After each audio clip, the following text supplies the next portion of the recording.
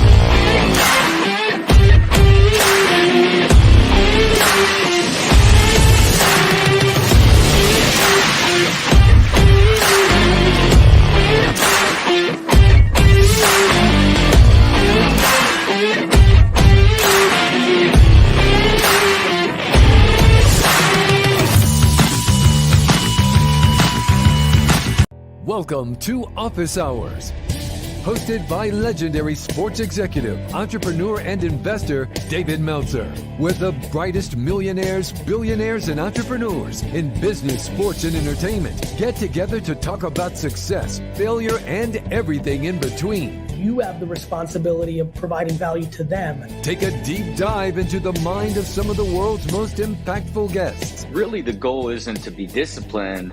The goal is for it to be intuitive. To share their strategies and tools to dominate their respective fields. Just decided I'm going to prove them wrong because I feel like this is progressive. This is something that is new and different. David Meltzer hosts Office Hours.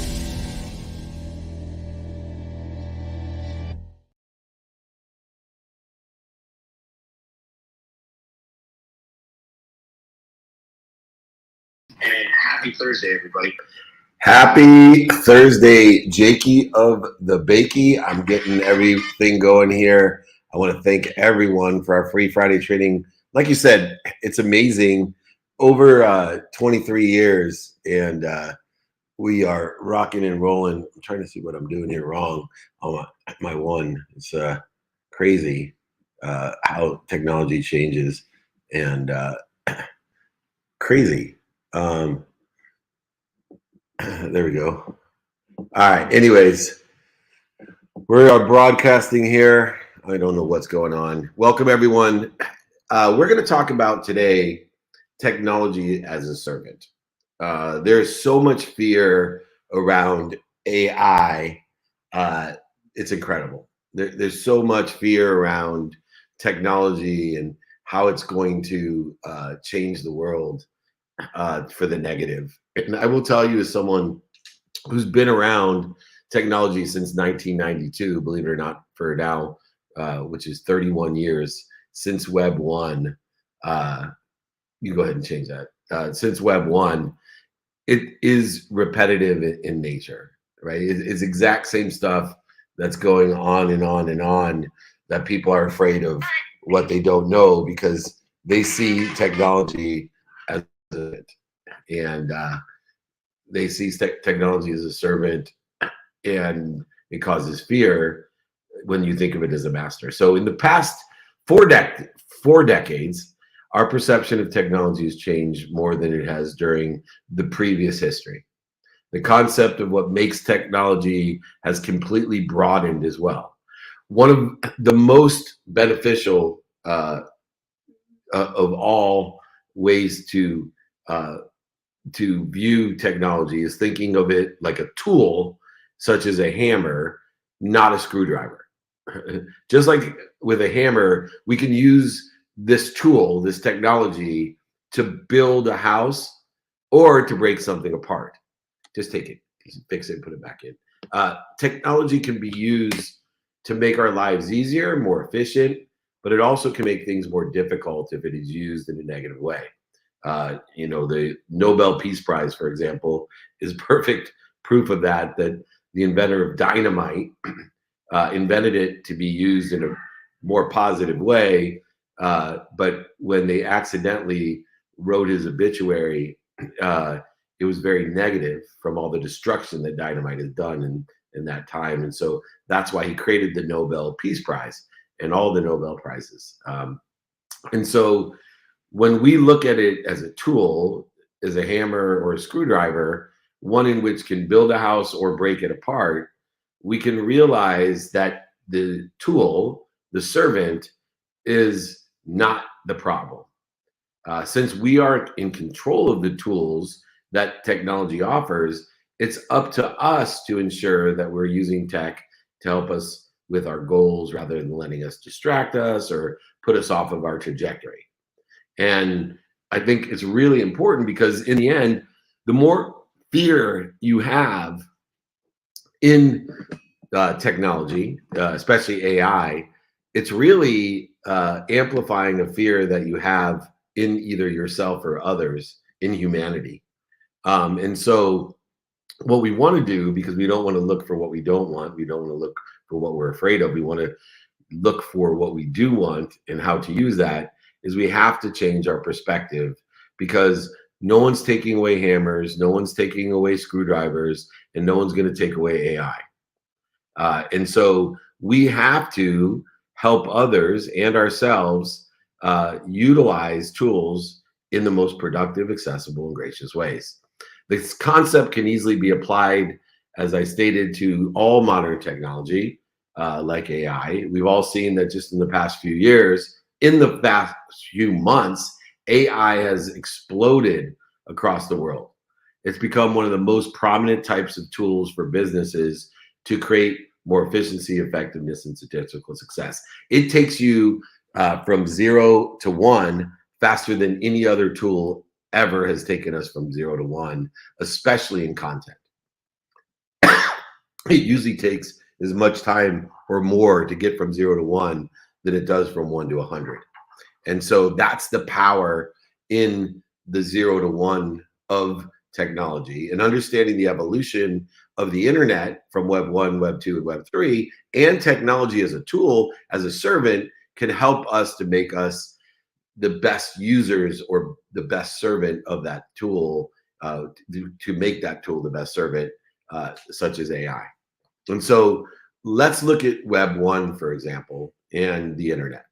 When the internet first started, the impact that it had in my own life was my career choice was almost diverted or interfered with, because everyone around me was afraid of the internet. They thought the internet was going to be our master, and therefore they couldn't see it as a positive tool, including my own mom, who told me that the internet itself was a master of BS, and it would never last, that it was only a fad. Justice Scalia told me that nobody would ever do research on the internet, that you needed books. Are books evil? Right? There's been times in history where they burned books because they thought the books were evil. No one's talking about books ruining the world. But yet a lot of people thought that books would ruin the world, and just as they thought that Web 1 would ruin the world. And here we are in Web 3, and it is still human nature, which never changes, that creates the ignorance and doubt in the tools, and the judgment of the tools, because they're afraid of the negative things that tools can do. Can books do negative things? Absolutely. What's the purpose or intent of books? To help people, right? To learn. So I want everyone to think of technology not only as a tool, but technology as your servant. And I need people to start sharing more of the abundant philosophy and perspective of how powerful of a tool the newest technologies are, to get us, for example, from 0 to 1, to allow us to have better health, better wealth, better happiness, better worthiness. Will there be people who misuse the technology? Absolutely. Are there people that misuse books? Are there people that misuse hammers? Are there people that misuse all types of different tools? The mobile side, are they misuse your phone? They misuse games. They misuse. Is it the games value when it helps children in a hospital that never were able to compete and socialize and have fun while they were recovering or dealing with terminal illness via technology, to speak, to see, to move? The same technology that the parents are saying are ruining our kids' lives. Maybe we should look at what we're doing. The question really lies, is it the Indian or the arrow? Right? Which one is evil? And I think that we need more people to understand and to look for what they do want in the technology, because it's not going anywhere. And those people, there will be a huge separation between those who resist this incredibly powerful servant and those that utilize the servant in a positive manner, aligned with the attention and intentions of what they have and what's doing well, what they think will do well, what's stable. This tool, this technology, this servant can get you from 0 to 1 faster than it can get you to 1 to 100. And it's incredibly powerful. Is it perfect? Not a chance. Was the internet perfect? Not a chance. Were there people that stole credit cards and committed frauds from the beginning of the internet, from DOS? Absolutely. Who knows what Y2K was? Talking about manipulation, overselling, back-end selling. Who knows the different things that go on? But we cannot fear technology as a master. What we should be doing is improving our collective consciousness, improving our values, improving our daily practices, and improving our execution model. What we should be doing is empowering others to empower others on how to use these tools in a positive way, aligned with what we think we want or better. And if you're not doing so, I'm telling you that you are going to create a chasm, a separation, a gap that may not economically allow you to ever recover, because it's so powerful, it's so efficient, it's so effective. Part of the problem that we're having to guide our businesses in this engagement issue, this quiet quitting issue, is a productivity and engagement that is not aware or accessible in a corporate environment, because we have no clue as leaders how productive our employees can be, because we don't understand how productive they can be with the tools that we've given them. A lot of us are so busy working in the business, we can't see that if we were working on the business, we would be capable of seeing how not only can we utilize these unbelievable servants and tools, but also quantify the productivity KPIs in which are now exponentially higher. So our expectations are sinking because we're under a false facade that people aren't engaged and we better take it easier on them, instead of leaning in to utilizing and being more productive, exponentially more productive.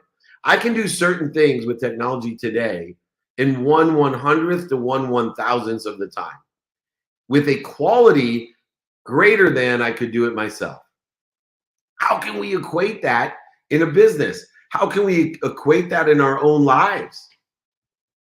If we change our mindset, our heart set, and our handset to using technology as a servant, as a tool, notating that every hammer can not only build a house, but it can break it down.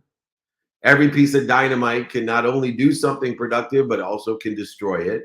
Nuclear energy, a variety of different things that we've created, and was created, by the way, with good intentions. We have to, considering where technology came from and is going, and the speed in which it aggregates and accelerates, and the exponential outcomes that are occurring, we better start working on those who hold the hammer, not the hammer itself. We better start to figure out, how can we change the way we look at things so the things we look at change? Because the one thing in this aggregation, acceleration, and compounding and the exponentiality of outcomes is that when we created the cotton gin, when we created the gas lamp, when we created the piece of dynamite, when we created nuclear energy, we had a lot more time to figure out how to correct the negativity and correct the misuse. And instead, we don't have time anymore. It moves so fast that the outcomes come not only more quickly, but they have exponential impact. And I believe that is where not only taking the mindset of technology and being a servant, but that is where we will see the greatest value that we can provide each other is in how to use these tools as a good steward and servant in our lives. Those people that not only are more interested than interesting on using it themselves, but teaching and empowering and inspiring, using intellect and intuition on how we can help others use it as good stewards, as good masters of that servant called technology. And there's a variety. I mean, if you look at in web, the first hammer ever invented, it was useful. It had unlimited capabilities, but yet had a limited format. It allowed people to create pages of content, take away from, does anybody even know what a Yellow Pages is anymore? Does anybody go to a music store anymore? People can create all types of content and create virtual Akashic records, virtual libraries that have led us to access and utilize information at a speed in which was never, ever imagined. And then with Web 2, it allowed us to communicate it not only with the database, but peer-to-peer communication. And now we had less reliance on Unisource and all of the handheld access that was available, and being able to utilize the power of location, of alerting, to utilize time. It's an amazing capability. But yet, we all know that Web 2 has been used also to create dis-ease.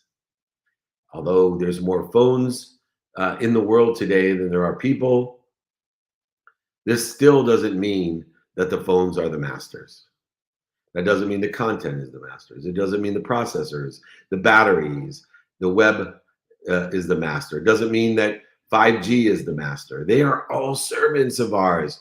And we need to start figuring out how can we create systems to empower people to focus in, pay attention, and give intention to the positivity, the productivity, accessibility, and gratitude. If you are afraid of the technology, then ask yourself, who am I afraid of? Not what is it in the technology I'm afraid of? Because once again, it's only a hammer on steroids. That's what this technology is. And now that we move to Web 3 and we have a decentralized internet, one that truly is peer-to-peer, one that allows us to fractionalize its ownership, one that allows us to create a smart contract that can create a history of integrity and credibility, and moving into artificial intelligence that speeds up the 0 to 1. An artificial intelligence that allows us to communicate more effectively, efficiently, with statistical success. I could take this training that I'm giving right now, and I could change it into a different language. I could change it into a different culture. I could change it into a different demographic, age group. I could gear it towards whatever I wanted in a matter of moments. I could create a movie script from it. I could create a 5,000-page book from it. I could do a variety of different things, but it's still just my servant. Because although it aggregates all the information, it accelerates the production of the outcome, and it exponentially gives me a better, bigger outcome, it's still just 0 to 1. It still will take you, with assistance of technology, it will take you to get from 1 to 100, 100 to 1,000, 1,000 to 1,000,000, 1,000,000 to 1,000,000,000. This is what we have to focus in on. How are we going to help people when they get from 0 to 1 to utilize it in the most positive, productive, accessible, and gracious way, to be efficient, effective, and statistically successful with the tool, with the servant that they've been given. So many times, it's not that we are afraid of what we lack. It's afraid of what we're going to do with what we don't lack. This is abundance. We shouldn't be afraid of the tool. We shouldn't be afraid of the people using the tool. We should be focusing our attention and intention on empowering the people to utilize and understand the tool without the judgments and conditions based on opinion of ignorance and doubt and fear. These judgments that are just opinion, these judgments that are just opinion from ignorance and also doubt and fear, are going to do nothing but create disease, and will pay attention and give attention to what we don't want. Technology is a tool. It is a servant. We need to remind ourselves to view technology as a servant, not our master. Web 1, Web 2, Web 3, technology is utilized properly. It can be and help in every aspect, every aspect of our personal and professional life. Whether we're working on expanding our brands, becoming more successful business leaders, working on philanthropy, helping children, curing disease, it simply helps us find a better balance in our lives, a greater focus in our lives. It provides us not only the balance and focus, but the attention and intention into our lives to accelerate, aggregate, and provide exponentiality to the outcomes that we want. The problem lies in human nature, that no matter what technology throughout the years, from wood to iron to dynamite to nuclear power, whatever it may be, solar, human nature looks for what they don't want. And then by paying attention and giving intention to what they don't want, they get more of what they don't want. Or they look at what other people think and then they get more of that. Or they look what's missing and they get more of that. What I want you to do, and what I want you to take away from the training as technology is your servant, is start to look with and align the skills, knowledge, and desire that you have. What's important to you personally, experientially, giving and receiving wise, who can help and who you can help with this servant. And then how best to use it aligned with what you want and who you can help and who can help you. With the skills that you have, how does it increase your skills? With the knowledge of who, how does it increase that in the knowledge of what? And how can you apply this servant to your personal and professional life in order to effectuate a greater delta, a greater desire that you must be what you can be? How can it help you enjoy the consistent, everyday, persistent, without quit pursuit of your truth, your potential, not what other people are afraid of, not what you're afraid of, but what you want? If we don't prioritize this servant, this tool, in the correct manner, align it with what we can do today, what we can do better today, what we want today, if we can't align it with what we think we want in the future or better, we're going to end up with the pattern, the results of human nature never changing. And eventually there will be a portion determinative upon how many will be how quickly we can utilize the solutions when we find where people are misusing and creating dis-ease with this technology. Doesn't mean that there won't be opportunities because people misuse it. Of course there'll be opportunities. There'll be opportunities to make a lot of money, help a lot of people, and have a lot of fun because people will misuse this servant and people will look at this technology as a master, not a servant. And that'll be okay. We don't live in a perfect world, so there won't be everyone on earth using this as a weapon, and there won't be everyone on earth using it as a savior. Everyone on earth will use it as a tool to amplify their own intentions. If your intentions are good, we're going to be good. If your intentions are bad, it's going to be bad. Because we know what we pay attention and give intention to, what we do with the tools, say with the tools, think with the tools, believe with the tools, and feel with the tools are going to aggregate, accelerate, and compound exponentially outcomes aligned with what we do, think, say, believe, and feel. Because behavior is an energy, money is an energy, time is an energy, and the energy will aggregate, compound, and accelerate. And these tools will amplify that so it has a greater impact faster, which creates greater issues or struggles or separation. What I want to do is empower you to be on the higher end of that separation, to be able to benefit in an abundant way, to not only benefit personally, but empower other people to benefit, to empower other people. The more people that use this technology with the good intention and attention are just going to separate themselves and have much more power to do much more good. And knowing the physics of goodness, that one particle of light overcomes 1,000,000 particles of darkness. Think about the exponentiality and the power and the blessing that these technologies are providing us today and in the future, because they do compound on themselves and accelerate and aggregate with themselves.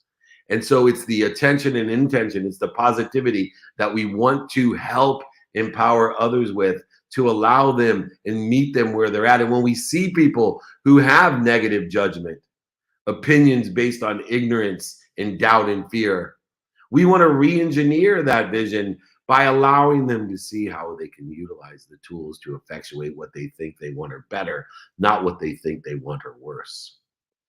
It's that simple. We have to start the conversation today about not technology as a master, but fear as human nature and the history of human nature never changing. And if we want to use technology like we've used nuclear weapons or plastics or hammers or dynamite or swords or whatever else there is that we've utilized that are great tools, axes, these are great tools for those people who intend to use them in a great way. And they're horrible tools for those people who intend to use them in a horrible way. Does it mean there's not options, opportunities, and touches of favor within the context of people who use it in great ways or horrible ways? Absolutely.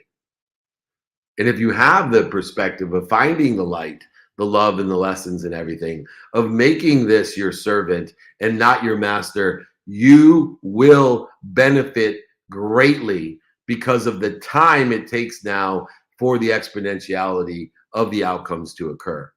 There's a great day of not only realization by using technology as a servant, but there's a great opportunity, a margins of millionaires. There's a great separation that is going to occur, and it's where you want to separate to the highest or the lowest point.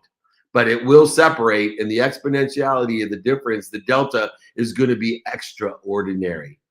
And you can benefit from it. You can be on the side of making more money from it, helping more people with it, and having more fun and being happier. Or you can have less. You'll be more of a victim. More things will happen to you. You will have less money, less help, and less fun. You'll be on the side of the coin in which you focus your attention and intention on, to focus in on what you don't want, what you don't have, or what other people want for you with their opinions, their doubt, and their ignorance. Live in humility. Use the tools and the gifts as they were presented and intended to be used. Technology is not your master. Whether it's Web 1, Web 2, Web 3, virtual, augmented, or AI, it does not matter. All of these servants are artificial in their nature. They're artificial in their nature because they don't possess the intelligence, intuition, or inspiration that you do. It is your intelligence, your inspiration and intuition that determines the delta of the servant or of the tool. There is no we without the three I's. There's no we without the three I's. Intelligence, inspiration, and intuition create the we. And we should use these tools as a servant of good, of a steward of good behavior to get us from 0 to 1 faster than ever in history. That will create the margins of millionaires in your life, where you will make more money, help more people, and have more fun. So many people throughout history, and I suggest after you hear this, we're going to do questions in about a minute, but after you hear this and replay this, go back in history and point out the tools for the last 5,000 years and notate that we're still here. Notate the options, opportunities, and touches of favor that exist, not only from the people that utilize them as good servants, but also those who utilize them as bad. And regardless, it created opportunities, options, and touches of favor for those people who had a positive perspective that they were participating in to use that technology as a good steward, a good servant, to provide more value, to live in a value-add world. I promise you, technology, if you study history, is not your master. It is the greatest servant that we've ever been given, and now it's more efficient, effective, and statistically successful, and carries less emotional attachment. Utilize technology as a servant. Make more money, help more people, and have more fun. Create more abundance. Look for what you do want, not what you don't. Forget the opinions based off of ignorance and doubt, and work within the contents of inspiration, intellect, and intuition.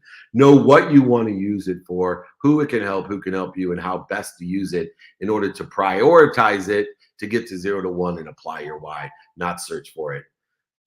I will be happy to send everyone the technology as a servant guide to help you see historically through Web 1, Web 2, and Web 3 how best to use these tools. I'll throw in my book as always. I'll sign it, send it to you, pay for shipping the book, send the exercises. You just need to reach out to me and ask for help. My email is david@dmeltzer.com, david@dmeltzer.com. Jake, reset the room and let's take some questions. Wow, mic drop. Thank you so much, Dave. That was amazing. I think, again, a lot of messages here and a lot online. That was an incredible training. Thank you so much for that. That was the Using Technology as a Servant free training from David Meltzer. If anyone would like that guy, just feel free to email him. His email is david@dmeltzer.com, david@dmeltzer.com for the question portion of the training. So if anyone has any questions that they'd like to ask, as mentioned, just feel free to raise your hand here on Clubhouse or back channel me, and we will aim to bring you up. So Dave, if you want to take a question online, and then we'll bring up Tony with the keys to ask you a question when you're back here on Clubhouse. Yeah, I will. I'll take the first question here. What are some of your personal fears with regard to technology and its usage? Well, first of all, I have fear every day, and I get kicked in the face 6 times a day to 8 times a day. And I try to just spend minutes and moments by identifying that fear. And my real fear is that people live below the line. See, remember, I study history according to technology as a servant, and I know human nature never changes. And human nature, when we have these tools, these new tools, they go to blame, shame, and justification. And in the realm of below the line living and blame, shame, and justification, my greatest fear is that because of the power of this servant, because of the aggregation exponentiality of outcomes and aggregation of these below the line thinkers, that we are going to have this great separation that creates more fear. And my biggest problem with the technology and the fear that I have is human nature never changes. And we're going to use fear to create more fear by living in blame, shame, and justification of activities that are not aligned with good. And so I'm trying to teach people gratitude, that we find the light, the love, and the lessons in this technology, forgiveness for those people that misuse or unintentionally misuse the technology, accountability to make sure that we are responsible with the technology, that we are attracting all the right positive things and participating in a perception of it being a servant, not a master, so that we can learn the lessons as quickly as we can get from 0 to 1 with the technology. We can learn the lessons as quickly as well. And its usage will then create more power of intelligence, intuition, and inspiration, not interfere with it? That's a great question. I appreciate it, and happy to answer more. Tony's up next, you said? Tony is up next. Tony, if you want to unmute yourself, welcome, Tony. What's up, Jake? And what's up, David? How you doing, man? Awesome. Thanks for joining me, brother.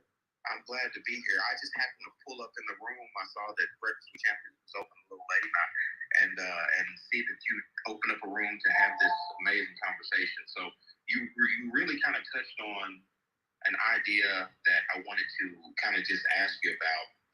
Whenever you said, make these technologies your servant, not a master. And so my question is more along the lines of, with all these emerging technologies and everything that we're seeing, it's really easy to get immersed in it and not be focused on the certain things that are important. And I find myself going into a rabbit hole because there's something new every day. Every day there's a new technology. What are some ways to effectively stay focused and utilizing these technologies and not get distracted and sidetracked by these technologies? Because it's very easy to get into a rabbit hole and you look up and you spend 2-3 hours on certain technologies. Is it hard stops, or I'll just leave it there? What are some ways to stay focused and not be distracted by the new technologies that come in today? Great question. And I'm going to teach a lesson for everyone, no matter what technology we're talking about, or TV show, or podcast, or TikTok. And it is time is the dependent variable of all matter. Time is the dependent variable of all subjective and objective matter. Time is the dependent variable of today. It's infinite in its past use and infinite in its future. Appreciation of the past through gratitude will allow time to be timeless, and appreciation of the future with faith will allow it to be timeless as well. But the usage and dependent variable of time today, by giving ourselves and being a student of our calendar, by paying attention and giving attention to and applying time to the activities. And there's 5 activities which you want to pay attention to and give attention to. There's 5 activities that we want to look at during the day and study with attention and intention of, am I doing, saying, thinking, believing, and feeling with this activity in a trajectory of where I think I want to be in the future, and giving the correct meaning, lessons of the past in order to accelerate my future, not resist it or slow it down. And so when we use time as a variable with all of these millions and millions of distractions, when we utilize time in order to effectuate the prioritization of the 5 activities that I get to choose from each and every day, I then can prioritize my time and also utilize the exponentiality, aggregation, and compounding outcomes of time itself as an energy by coordinating my behaviors of what I think, say, do, believe, and feel with time as a exponentiality of aggregation, acceleration, and acceleration, aggregation, and exponentiality. So what am I talking about? Simple. Number 1, there's activities you have planned. So plan your non-negotiables with a minimum amount of time. There's activity that you don't have planned. So you're preparing for God to laugh at you for coming up with a well-developed plan. And then there's sleep. And so if I take a minimum amount of time on my non-negotiables, my health, my family, the study of time, people that I am relative to that I haven't talked to in a while, maybe my mom, whatever it is that's important to me. And then I go ahead and effectuate a minimum amount of time for unplanned activities, because I know God will laugh at me for coming up with a plan, and also putting a minimum amount of time that I'm going to sleep and create an unwinding routine in conjunction with that minimum amount of time I'm going to sleep. I then can move from activity I have planned to activity I don't have planned and segregate it in sleep, and segregate it into 2 different prioritizations and value justifications of my dependent variable of time: activity I get paid for and activity I don't get paid for. And when I know within the context of the dependent variable of time, how I'm using my 24 hours of blessing that I've been given, and knowing what's important to me by studying the activity I planned, unplanned, sleep, paid for and unpaid for, I now prioritize my time, and I know what to do now and know what to do next. I am now the most efficient, effective, and statistically successful person aligned with where I think I want to be, and always learning from the past and giving meaning that accelerates and catapults me, not resists and slows me down. This in its construct is how we apply our intellect, how we apply our intuition, how we apply our inspiration, how we apply our why, by figuring out what we're doing to interfere with it. And you can't do it unless you have the construct of time, man-made construct of time, to reconcile your life, your trajectory of where you think you want to be or better, by having gratitude of the future and faith, something bigger than you that loves you more than your mom and protects and promotes you. You can't do it unless you utilize time as a dependent variable for not only life circumstances effectuated by being a student of the calendar, but life itself. The reconciliation between life and life circumstances that interfere with your life, with your potential, with your truth, is simply time. And when we practice, when we're disciplined, when we enjoy the consistent, persistent pursuit of our potential by using time as a dependent variable, we can effectuate the aggregation, the compounding and exponentially of outcomes that we want or better, and the acceleration that gives us a greater, greater awareness, which helps propel us as well. I would suggest using time and giving it a minimum amount of time each day for what's most important to you. Know your now, know your next. 100% of the things you do now get done. No way to get it done unless you know how you're using your time to reconcile your life with your life circumstances each and every day, in the infinite past with gratitude, and the infinite future with the gratitude of the future called faith. Thank you, T. Thank you, Dave. That was awesome. Awesome, Jake. Where are we? Let's reset the room. We got about 19 minutes. Awesome. Reset the room. Thank you, Tony. This is the David Meltzer's free training. He's been doing training for over 23 years.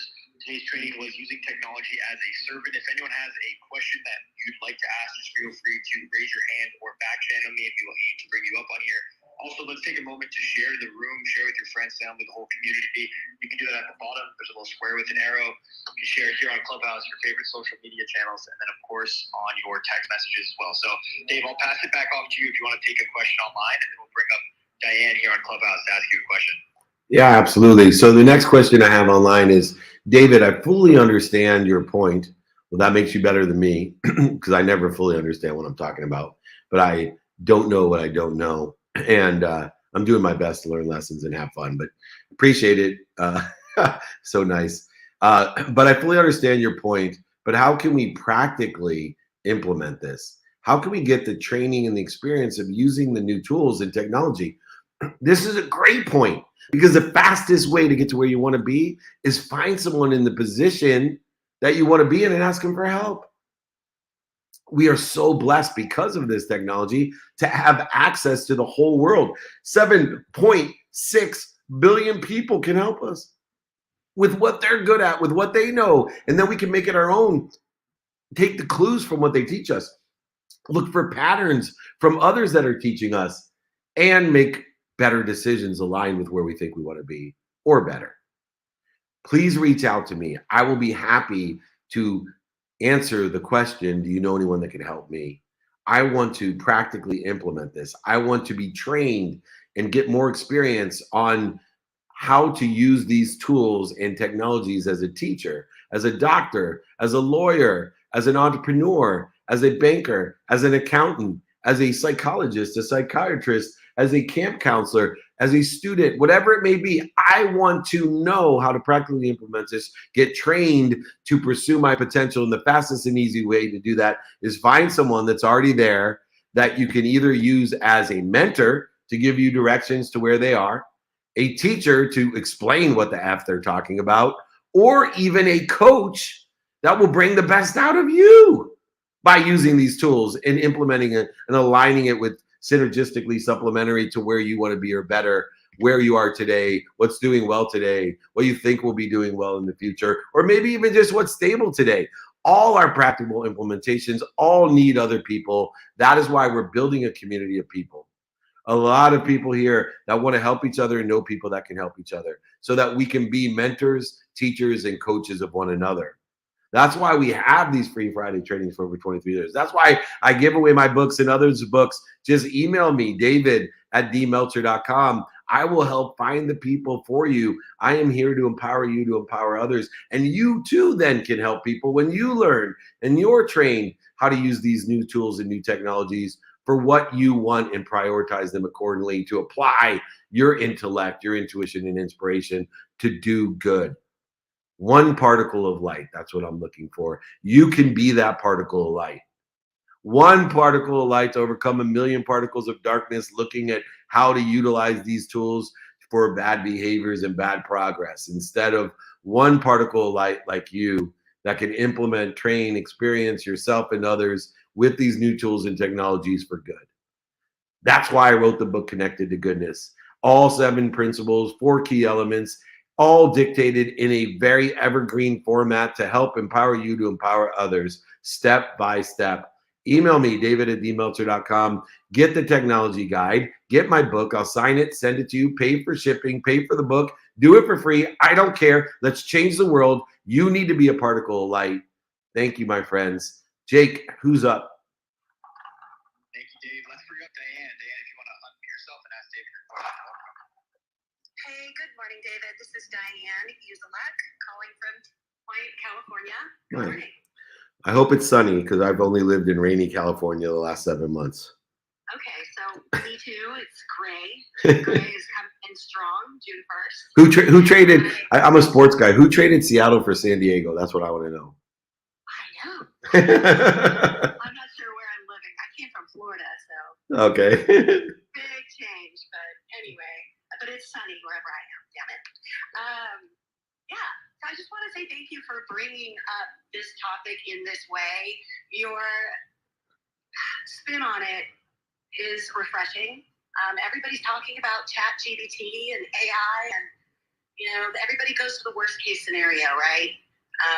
It's a catastrophic event. I remember when 3D printers came out, and the first thing everybody talked about is, oh, they'll be able to create a gun. Right. Right? And that's where people go. Their minds go straight to fear for the unknown. And I was there during, 2000, Y2K, and I can see what you're saying, and you're painting a really great word picture, because not everybody's looking at it this way, right? There's a lot of people that are capitalizing on it.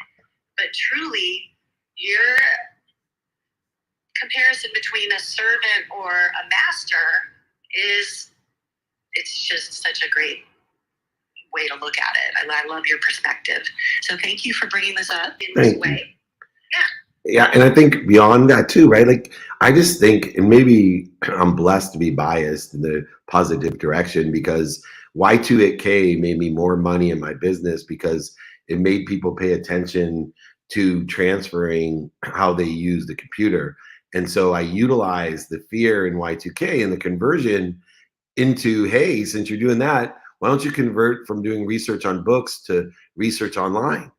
And that very simple light that I saw, while everybody else was afraid that, this is going to, like Justice Scalia, nobody will ever, they're going to ruin kids, lawyers, you can't do research on the internet, it's going to ruin research. It's, what if they change the accuracy of the law, it's holy moly. I would have went bankrupt way before I went bankrupt if I had that perspective. It's incredible. So I want people not only to see it as a servant, but also how can I utilize it in order to effectuate a greater opportunity than has ever exists in the land of opportunity, the land where people can be born on the streets with nothing and be the richest person in the world, the land in which was based on an energy of abundance.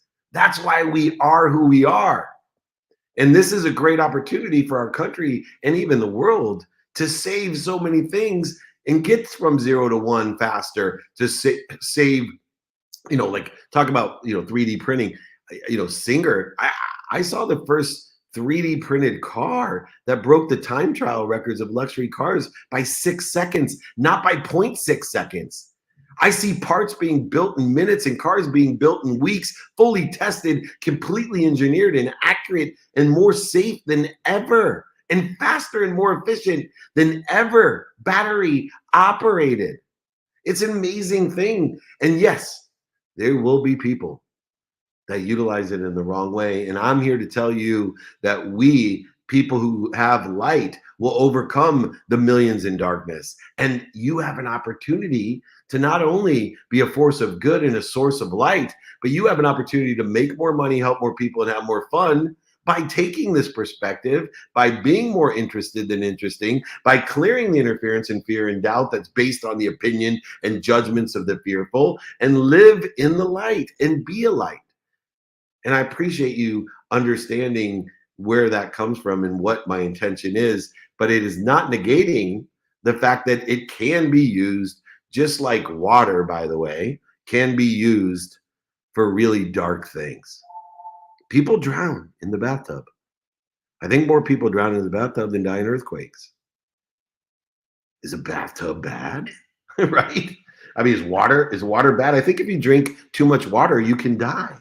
Is water bad? It seems like one of the 4 things that we need. Air, is that bad? I mean, it's incredible what people will do to themselves for no reason. And I appreciate you giving a different vernacular to what I'm trying to say, because there's going to be a separation of people that are like, shit, I don't understand what he's saying, or I don't agree with him. So the more people that come out and ask questions and articulate their feelings in their frequency, the more people will aggregate together. And that's why community and Clubhouse are so important to me as well. I love it. Please come back. I really appreciate your participation and input. Blessings to you and everyone around you.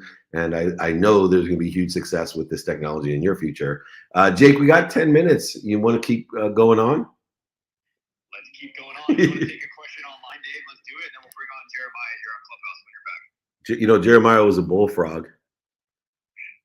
Good to know. He was a very good friend of He's a very good friend of mine. All right, I'll get a question. What's the most unique media that has been the most beneficial for you over the years, and how have you applied it to business? What's the most unique social media? The stage theory to me has had the greatest, and I know not everyone understands the integration and reconciliation of social media within the context of traditional and non-traditional media. And those people that can take a billboard, take a wall mural, take a piece of paper and capture it via technology, and then modify it for every platform via technology, and then amplify it to the world, 7.6 billion people or more via technology and growing, and then perpetuate it, making it accessible for others as a repository and searchable. The idea that we can take something as non-traditional as a mural on a wall, graffiti on a wall, or a billboard, or a radio show, or a TV show, or a newspaper, or a magazine, or a table, or a chair, and utilize technology as your servant to capture it in a way that we've never seen before, to modify it into so many different platforms, to amplify it to the entire world, as Shakespeare said, as your stage, which is where I derived the theory of the stage theory, that the whole world now is my stage. Therefore, every single traditional and non-traditional information, materialization, manifestation can be captured, modified, amplified, and even perpetuated for accessibility to everyone on earth and searchability.